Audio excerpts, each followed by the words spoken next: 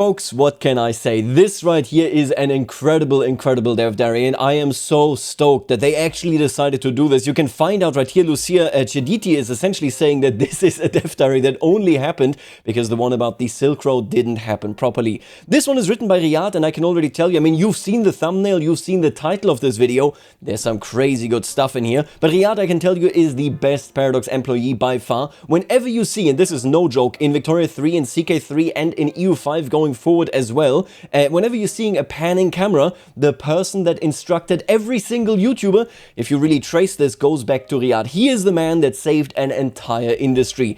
The more you know. Anyway, today we're going to talk about a dev jam that they held in 2024. I do remember the one in 2023, and we can actually see a couple of images of this right here, right? They made some animals right there, they made a video about it, really cool stuff, and they did it again in 2024, and they are doing so much good stuff. Now, let's just jump in because, again, there's a lot going on here. I know what you're thinking. Who the hell has invited this guy to write a dev diary? Why is he wasting my sacred weekly chance to hear about actual news about this game that I have sacrificed half my lifespan to? And it was Lucia saying, hey, we had to delay the proper dev diary. So you are stuck with him. Like I said, it is amazing to be stuck with him. Now, I do want to stress before we jump into this, he is doing this here as well, of course, right? This was a game jam. They are uncertain whether everything is going to go into the game that the way it was. Maybe none of this will ever be in the game, but these are nonetheless things that they tested out. Game jams are proof of concept more than anything else, right? They build groups and then they just build something that they find interesting, and we're going to learn about some of the most interesting things right here in this diary. In 2024, after much pathetic begging by me, like I said, he is the best Paradox employee all throughout, upper management gave us their blessing to do it again. This time, instead of 3 days, we got a glorious 5-day stretch of chaos. Huge thanks to our production team, led by our studio manager, who contractually, I must remind you, is fantastic, for finding us the time in our busy development schedule to afford a full week to jam. We needed it badly. Being able to just do stuff is obviously cool. Being able to do stuff that probably won't fit the budget for some time, you know, if you really want to see a feature and then still getting to work on it because of this jam, that is definitely something very nice. Now I'm going to skip all this funny stuff. Listen, he's a very funny guy, he really is, but we are busy doing other stuff, and one of the things they did is faith syncretism, and that is really interesting. I've thought about this for a long time, of course. Since 1.0, creating a new faith and all that stuff hasn't really changed all that much on a mechanical level. There are some new flavor changes and all that stuff, but nothing mechanically. This here, from how I understand it, brings it much closer to the way that culture syncretism, well, I should say culture hybridization, of course, that's how it's officially called, you know, how this works, what they wanted to do there, and this is kind of where that slots in. It reminds me a lot of that concept.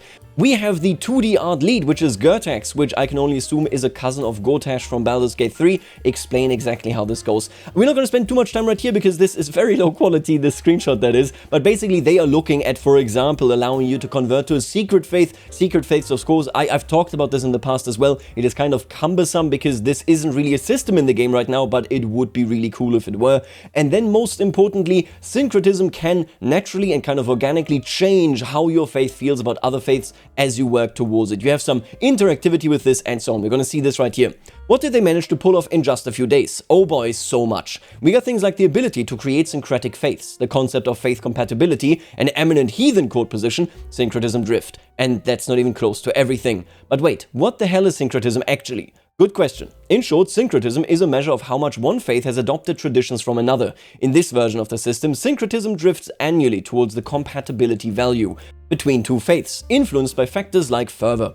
Have two faiths with high syncretism? Congratulations, they are now less hostile towards each other, so that is now dynamic in this proof of concept here, which in CK terms means fewer angry neighbors trying to set your house on fire because you accidentally prayed to the wrong god. Take a look at this right here. In the other faith panel, you can see what the syncretism is like, what the standard faith compatibility is, so where it is trending to, and so on. This happens on a yearly basis. I assume this is basically for performance, makes it so that you only check once per year, and this right here is of course checking for a lot of things because there are a lot of faiths. Here's the kicker. When syncretism between two faiths is high, a ruler can create a syncretic variant. This new faith gets a 4th tenet, because 3 wasn't enough apparently, allowing it to use special buildings and artifacts from both parent religions. You take 1 tenet from faith A, 1 from faith B, and then a juicy 3rd, convergent tenet that ties it all together. This is awesome. I really like this, and I want to give you kind of an outlook how I perceive this. Obviously, this isn't a feature in the game right now, and who knows whether it will be a feature, but think about it this way. If you are in a situation where for some reason Catholicism becomes incredibly decentralized, for example, all the Crusades fail, the Pope just sucks, the Pope suffers, there's no protection whatsoever, there's a good chance that the churches of the papacy would drift towards local variants. This would also mean that, for example, you have it in the Mozambique area already in Iberia, when you are close to another faith, you would probably become syncretic with it, because you are kind of ever more kind of moving away from the standard Catholicism and instead becoming something else. This could mean you have syncretism with Norse, with the Baltics, with even Orthodoxy, although I guess that is already very close, with various Muslim faiths, and so on. This could facilitate this seamlessly. I really like this idea. This is such a cool concept. You can see it right here. Inherited tenets, convergent tenet, and syncretic tenet. Very, very interesting. Super cool. The Ahmadian amalgamation. Why must the good Nestorian be blind to the wisdom of the Quran? Why should he not step foot in the Ash'ari mosque, share the joys of their happy occasions? With these thoughts, I've convinced some Nestorian spiritual leaders, those who know the Ash'aris best, to adapt our ways. These Ahmadian priests are encouraging cooperation and tolerance, even towards non-believers, and are promoting asceticism among their followers, claiming that a materialistic pursuit blocked the path to spiritual fulfillment. The burgeoning movement has decided not to instate a religious head, preferring instead to let each priest determine what teachings are appropriate for their own church. This is awesome. Pair this up with, of course, being capable of still being in communion, and you get something super cool. Christianity, Catholicism could be incredibly diverse. I love this idea. You can even task your court chaplain to go to a county and promote syncretism between your faith and theirs. Should remind you probably of culture hybridization, right? This will also decrease your faith further to improve organic syncretism, whereas religious relations will increase it to counteract it. Makes perfect sense. And now they're talking to Gertax here about this topic. How are we doing today? I am very STP today. It is confusing. I myself don't know either why they are a sewer treatment plant, but if that is how they're feeling, then that is the way it goes. Why did you come up with this project for the jam? I felt like a faith creation is a bit too arcadey, where the player can simply come up with something wild from scratch, instead of having it be an organic development from the intersection of ideas from different religions. The change would be sudden, instead of the result of a continued interaction between worshippers of two different faiths. I think the new system would also empower the AI rulers to create their own syncretic faiths, without having too much narrative dissonance for the player. You are a genius. I love this idea. This would arguably make CK3 much better. What was your favorite part of working on this project? My favorite part of working on this project was sitting down with the team and coming up with a systemic solution for the project. Listen, okay, it took me a while. I've accepted that CK3 isn't too systemic of a game, and I think that there are benefits. I think they are pretty correct about this, even if it's not my favorite. But this right here, Gertax, you are a hero, okay? This is the approach that I would like to see more. A little bit more systemic solutions would be awesome. And like I said, I can see so many cases. I can see a splintered Islam. I can see Hinduism taking various different shapes. There's a lot of potential there, I think. What inspiring life advice would you give to our fans? Live for others, and your own troubles will assume their real significance. That is a harrowing kind of thing. Oh, what is this right here? Could this be my video covering Obfuscate? Amazing mod, by the way. This right here, what is coming next, will blow your mind, because I cannot believe that the developers are actually looking into this. Now, again, we don't know whether this is ever coming to the game, but what we're about to see makes me really happy. So Riyad, like I said, of course, the best developer, which is also why he's featuring my video in this dev diary. I mean, what can I say? Obfuscate, if you haven't heard of it, is a mod that is incredibly good. This mod hides information your character shouldn't logically know, like the exact percentage of a murder scheme or the stats of some random count you've never met. You know, it's really funny, by the way, if you do a mod overview video and you put Matilda in there, you will get a higher click-through rate, so more people will be clicking on that video. What can I say? People love Matilda. This jam project was partly inspired by that mod, but with a twist. While Obfuscate tries to really hide people and have different effects from them with more visibility levels, Terra Obscura is focused more around diplomatic contact and visualization. Led by one of our most senior programmers, Joe Raw, his team set out to create an entirely new CK experience. One where not only characters, but also the map itself is shrouded in mystery. What do you want me to say? This is awesome. You see them starting to be grayed out, right? You see, oh, we only have some information on them. We are the Holy Roman Emperor, of course, so we get plenty of news from all over Europe, especially the Christian world, even something in North Africa. But beyond this, yes, we know Egypt exists, but what exactly is going on there, we have no idea. This feature, with a map that covers the entire old world, I need it. I desperately need this. It looks cool as well, just for the record. There are some screenshots where I'm like, I wish this looked different, but who cares? It's a trial version. This is awesome. The core concept hinges on diplomatic contact, a measure of how much knowledge you have about another realm. Want to expand that knowledge? You send out a new court position, the diplomatic envoy, to explore the Terra obscura and establish ties with other rulers. Take a look at this right here. Diplomatic contact is distant. This right there is Ruthenia. On the map, it shows already slightly grayed out, right? And then indeed, you only see a couple of things. I mean, we don't know anything about this person outside of the name and the 3D representation right there. You don't know this person. We don't know how many levies. We don't know what's going on. We don't know what stats. Please, Alexander Altner, if you are hearing this, save us. Bring salvation to Crusader Kings III. This would be so cool. Now, this might be one of those features where you really only want to see it in CK4 because it needs a rework of so many systems, but just look at this. Wouldn't this be awesome for roleplay? I know it would be. I don't know how to say it. This game jam gets me so excited, and I know none of these features are guaranteed to make it into the game like this, but this is so cool. It is Obfuscate taken a step further. Really, really like it. The idea is to limit the overwhelming flood of information you normally have and instead let you discover other realms as your diplomatic range expands. It adds immersion, focus, and a creeping sense of dread when you suddenly learn that the neighbor you just uncovered has 20,000 troops and a personal grudge to settle with you for making love to their spouse. I mean, I feel like you should have been aware of this already, but I do like the idea of like a conqueror, a grand conqueror coming from off-map. Be it Genghis Khan or be it somebody else. That is awesome. Hi, hello, how are you doing today? Busy, working out kinks in the system. Why did you come up with this project for the jam?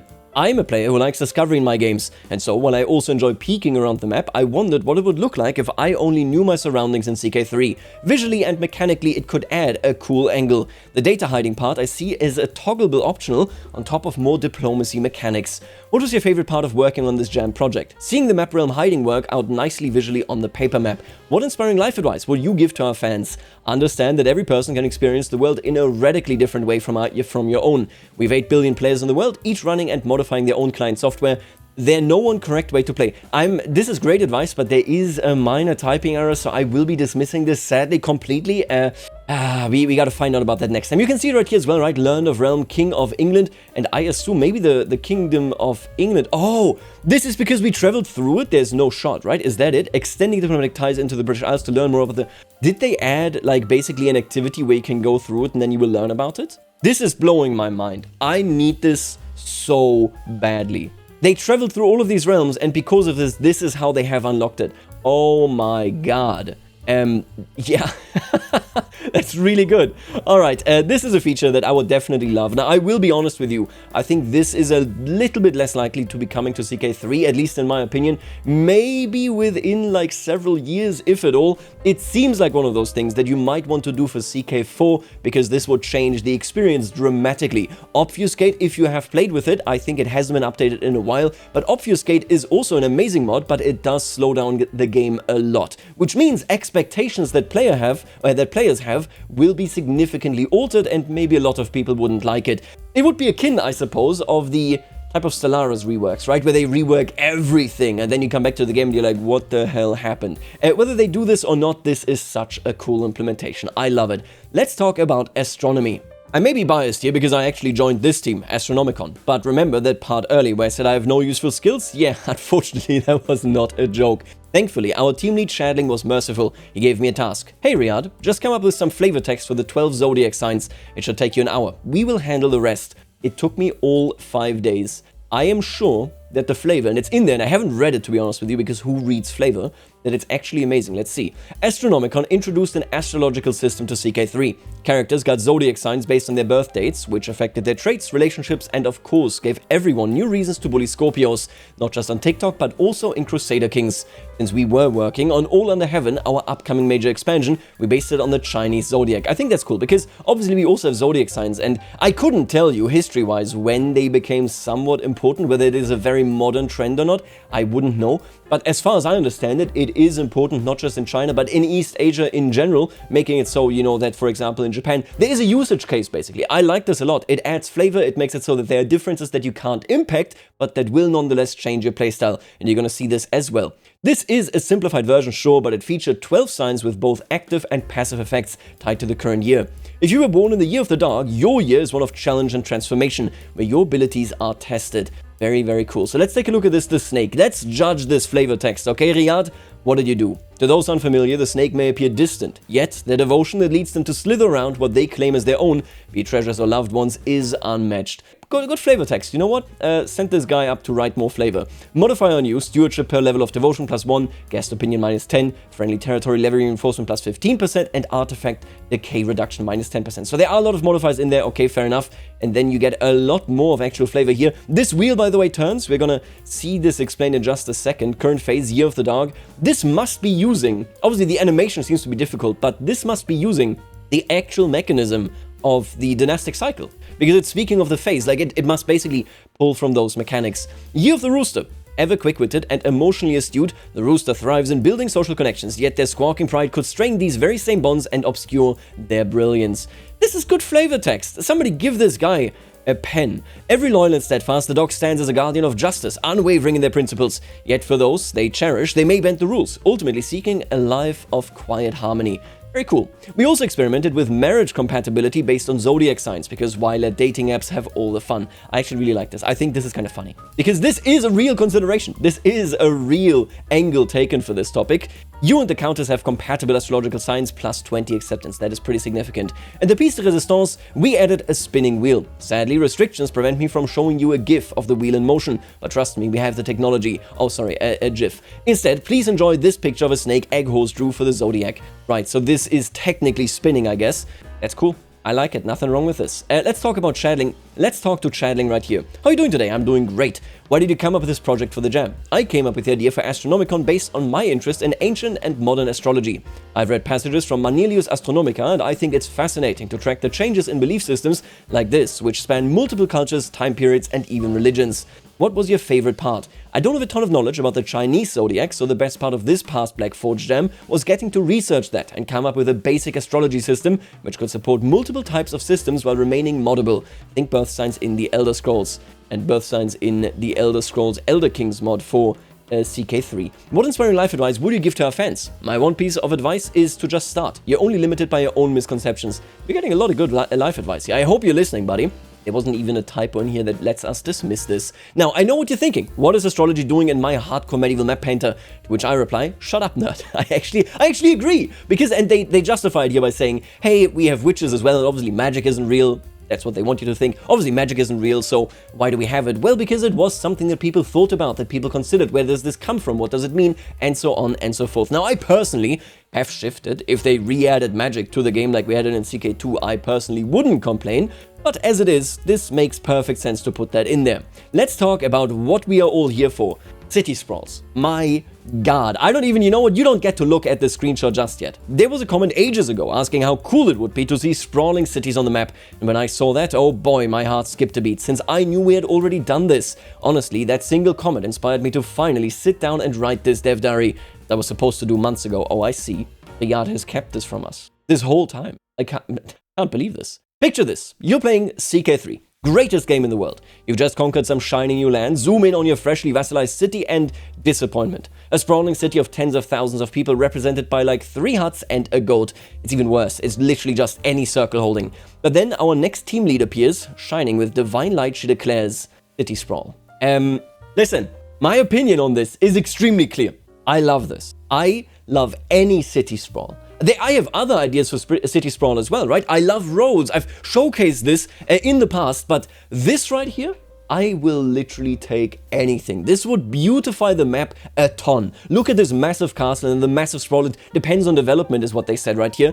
Give me this, give me roads, give me whatever you want, give me tiny boats going over the map just to show that there is something going on. Oh my god, a living map would make this game so much better. I would literally just look around and find it cute. This is amazing. This team of brave artists and our genius tech lead created a system to dynamically generate city layouts. As your development level increased, the cities would visually sprawl out. More houses, more density, more "oh no, my peasant housing bubble is collapsing" vibes. Low development, sparse clusters of buildings. High development, bustling medieval metropolis. I'm simplifying, but the tech and artwork behind it was phenomenal. Is it performant? No. But it could be. Take a look at this, right? We got this right there. And then we have this. Look at this, my god. Oh, come on, we need this in the game. What is even being debated right here? You can change this algorithm as well, of course. You could theoretically show what is actively being built here. You could have roads being developed as this happens. You could mark particular places where they can pop up and then you connect them with...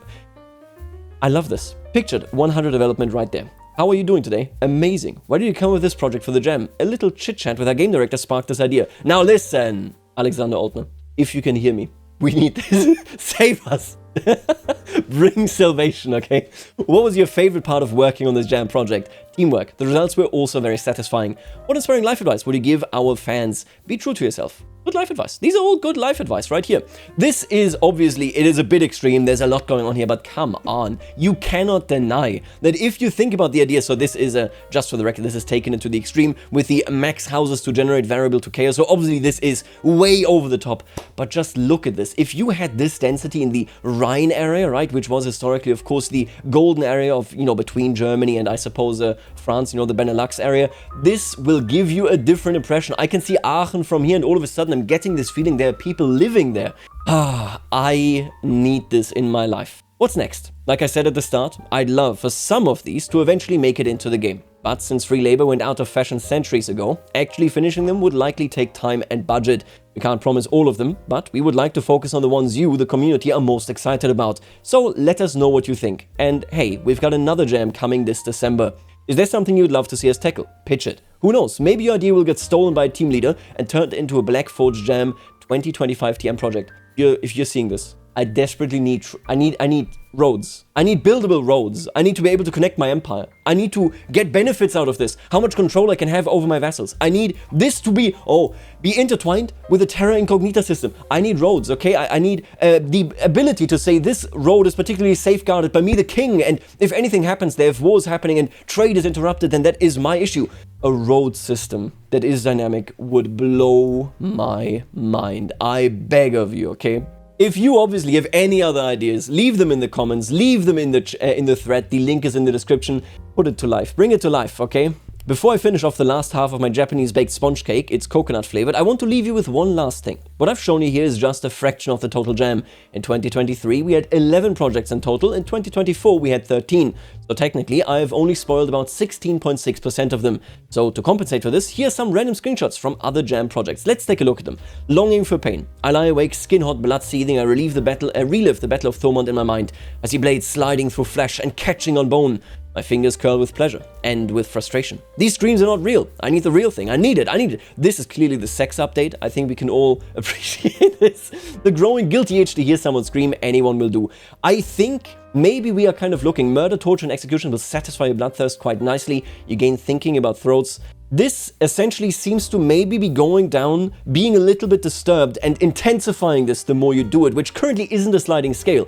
If you are a torturer, you get the option to have this kind of, the tree of people being impaled, that kind of, the forest, I mean. It just happens there. This could intensify this gate content and make it more interesting to go deeper into a route for your particular character.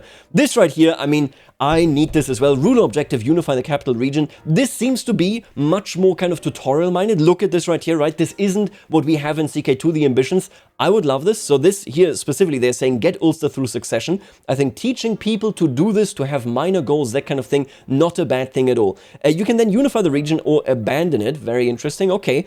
I got nothing against this. This is awesome. If we could take this system as well, put it into personal objectives, so like ambitions like in CK2, I would be so happy. This right here, I don't know what is happening. Are we getting orcish armors? from the Elder Scrolls, Todd Howard's favorite video game that he's never making a sequel for again. Looks cool, it looks really good, but I'm not sure what it is. Study Apostolic, so you can study other faiths, and if you do this, taking these earns a learning modifier on completion as well as opinion modifiers with adherence of the faith. At the end of the activity, you will generate a journal artifact that may act as an apostolic seed. Very, very interesting indeed. Convert to Apostolic, so this is easier to do. I like that, that's a cool activity. We got some more stuff for the feudal contract, although I can't fully figure out. Cultural privileges, controlled profession or movement. I'm not sure what that might mean. Let me know what you think. Exploitation. So it sets it, I guess, automatically based on the character's culture and religion. Conversions, tithes, expulsions, and representatives. Maybe the entire act of facilitating culture conversion and religious conversion would be running through an automated feudal contract process. I'm not sure what this is. Let me know. Obviously, this right here is Karnöffel. They're implementing a card game. Why not? Listen, I would play it. I've never even played it in real life. I would play it right here. Then we got a siege, and in this siege we can sabotage. Enlist a local collaborator to sabotage the defensive efforts. I think that is kind of cool. Sieges aren't that interesting. Ooh, and opened the gates. Look at that. I think there's a lot that could be done with this that would be interesting. You could even tie this to actual traitor characters. Interesting. And here we can force desertion. I'm cautious about this stuff. So this makes battles more interesting. You can directly intervene in an ongoing battle. But if this happens to you, it will feel really, really bad, okay? I am not sure about this. It's a cool concept. I love the concept. Can you guess what they were about? Every correct answer. I will post a dog picture on our forums. I'm sorry, Riyadh. I got all of them correct. Post all the dogs and all the cats that you have, okay? I hope that they are only real ones actually belong to the team. Listen, folks, which one was your favorite? Leave an opinion in the comments. Tell us in the comments what you think they should try next. I need roads, I need sprawl, I need Terra Incognita. I need so many things in this video game. I will leave you right here. We are going to be back with news, of course, and with a roleplay tomorrow, actually. And for now, I will see you later, alligator.